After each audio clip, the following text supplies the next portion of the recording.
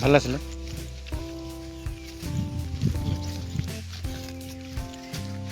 এইটো ঘৰলৈ যোৱা ৰাস্তা, এইটো ঘৰটোৱে নি? এইটো আৰম্ভ হৈ গ'ল মানে এবাৰ হাতীগড় বুলি যে কয় মানে এইটোৱে আৰু এইটো মাজত এইটো খাৱৈটো যে কথা কৈছিলে। অঁ খালি এতিয়া হাবি হৈ গ'ল যেনিবা। এইটো হৈ গ'ল হাতীগড়। আকৌ ৰজাদিনীয়া হাতী আনি ইয়াত বান্ধিছিলে। ট্ৰেইনিঙো দিছিলে বুলি ক'ব পাৰি ন? ট্ৰেইনিং দিয়াটো এতিয়া আপোনাৰ হাতীশালত অঁ হাতীশালত ট্ৰেইনিং দিছিলে মানে। এইটো মানে প্ৰশিক্ষণটো হাতীশালত হৈছিলে নিমাতী ঘাটৰ কাষত, কিন্তু এইটো ইয়াত হাতীগড় যিটো হাতী আনি ইয়াত বান্ধিছিলে, ইয়াত ৰাখিছিলে। বন্ধাও নহয়, ইয়াৰ পৰা লৈয়ে গৈছিলে ইয়াৰ মাজেদি। অঁ এইফালেদি মানে লৈ গৈছিলে।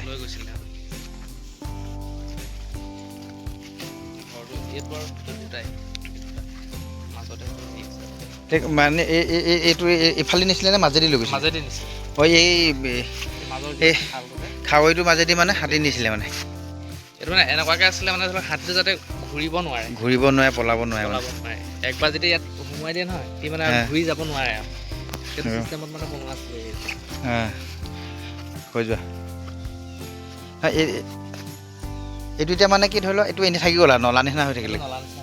কিন্তু আগতে হাতী নিবলৈ লিকটি আগতে দ আছিলে, এতিয়া ধৰি লওক আপোনাৰ খহি মেলি আৰু ধৰি লওক অকণমান পোট খাই গৈছিলে।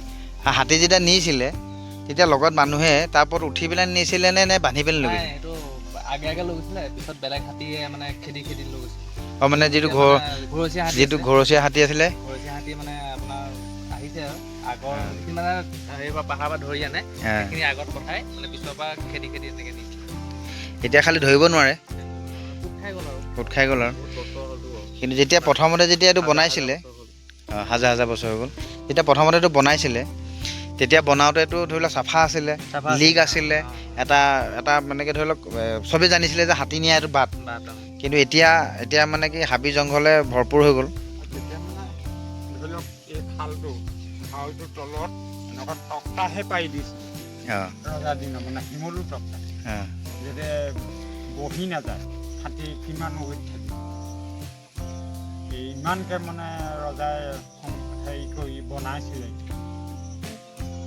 দুইফালে দুটা আগৰ দেখিছে, মাজত সেইটো খাৱৈটো, খাৱৈ এই তলত তক্তাও পাৰি দিছিলে, ডাঙৰ তক্তা, হাতীয়ে গছত যাতে তললৈ বহি নাযায় মানে ইমানকৈ ৰাখিছিলে। আৰু এতিয়া প্ৰায় খহি গ'ল, খহি যোৱা হেৰিয়তে মানে এতিয়াতো প্ৰায় উঠিয়ে আহিব পাৰিব, হাতী বা গৰু ছাগলীও জাপ মাৰিব। তেতিয়া দিনত বহুত ওখ আছিলে, মাজত কোনেও নেদেখে, খেদি আনি থাকে আৰু আগত ঘৰচীয়া, পিছত মানে সেইখিনি আগত মানে বনৰীয়াখিনি, পিছত ঘৰচীয়াখিনি খেদি আনি। আৰু তেওঁলোকে এই লিকটোত মানে ঘূৰিবও নোৱাৰে, পলাবও নোৱাৰে, ঠেক আছিলে আৰু চিধা পলাব নোৱাৰা কাৰণেও কৰি চিধা গৈ থাকে আৰু লিকটো যেনি বনাইছে, খাৱৈটো যেনি বনোৱা আছে তেনি গৈ থাকে। এয়াই হ'ল পুৰণা ঐতিহ্য আমাৰ হাতীগড়, যিটো নি হাতী এইফালেদি আনিছিলে। অকণ আগৰ পৰা চাই আহোঁগৈ নেকি?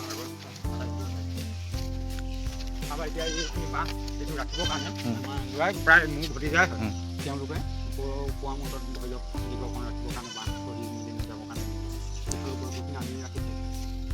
পৰিৱেশটো বৰ সুন্দৰ। অকণ আগৰ পৰা কিমান দূৰলৈকে আছে এইটো?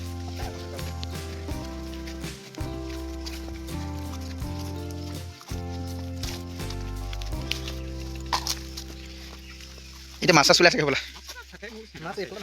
এইটো এতিয়া বৌতি পানী আছে নি? ইফালে বৌতি ইফালে পৰা আহে ন? আচ্ছা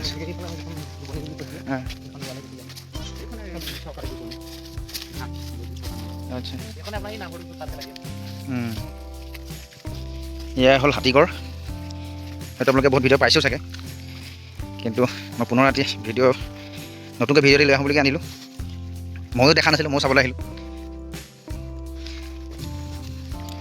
জেগাটো কিন্তু বৰ ধুনীয়া জেগা দেই, শান্তিময় জেগা। কিন্তু নিশা হ'লে ইয়াত কিন্তু অকণমান অলপ নিজান পৰিব হয় নাই? কাৰণ দিনতে নিজান। আগত এইফালে মানুহ ঘৰ আছে নেকি?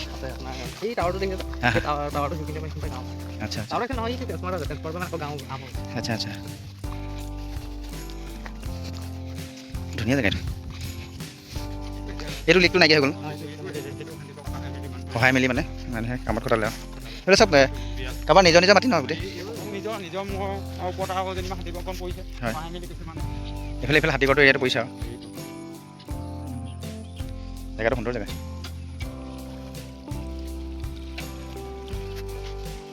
এতিয়া যেনিবা হাতীগড় বুলিকে ধৰিব নোৱাৰে আৰু এতিয়া জনায়ে জানে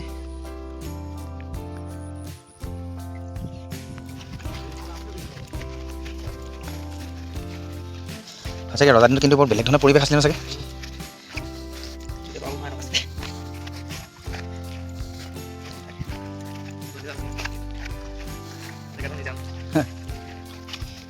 এয়াই হ'ল হাতীগড়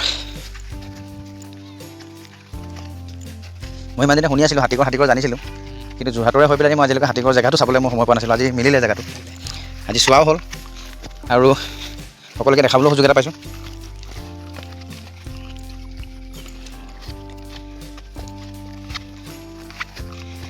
এয়াই হ'ল হাতীযোৱা লিক এতিয়া আমি চাওঁ বুলি ক'লে হাতীযোৱা লিকটো এনেকৈ ভিতৰত কিন্তু ধৰিব নোৱাৰিব গোটেই হাবি হ'ল এইটো দীঘলকৈ এনেকৈ লিক আছে একদম সেই আগলৈকে যাব পাৰি আৰু ইফালে কিমান এতিয়া ক'লৈকে আছিলে এইটো একদম নাগালেণ্ড পাহাৰৰ পৰা হাতীবিলাক আনি সম্পূৰ্ণ বাটেদি আনি এই মাজেদি লিকেদি নি একেবাৰে পোৱাই ক'ত নিমাতী হাতীশাল পোৱাইগৈ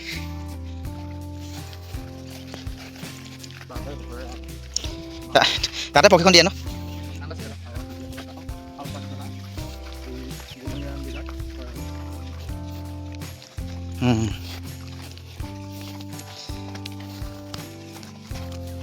এইটো এনেকৈতো বহুত দীঘল এনেকৈ গৈ থাকিব ন এইটো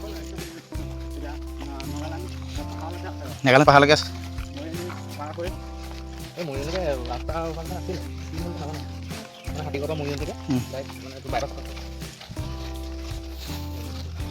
মৰিয়নীটো হাতীগড় কিন্তু ধুনীয়া হ'ল ন এইটো আপোনাৰ এই মাৰবাৰী গুদামবিলাক দেখিছে নাই আমাৰ আলিমুৰটো পাৰ হৈ সেইখিনিতে মানে হাতীগড়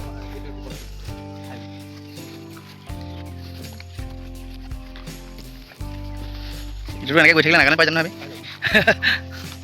আমি মাজত কিছুমান জেগা নাই নাই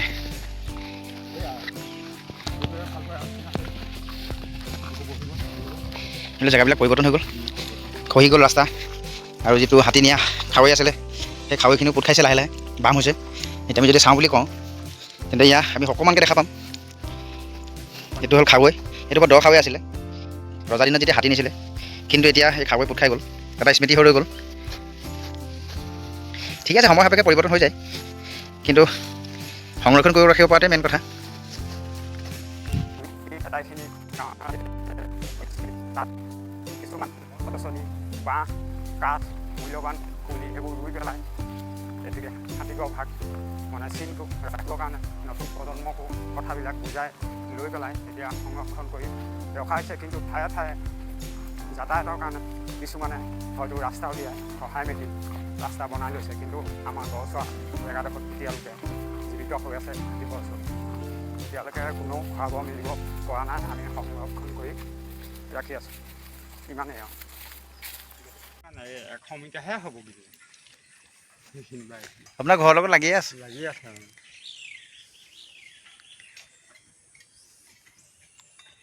এয়াই হ'ল পুৰণা ঐতিহ্য হাতীগড়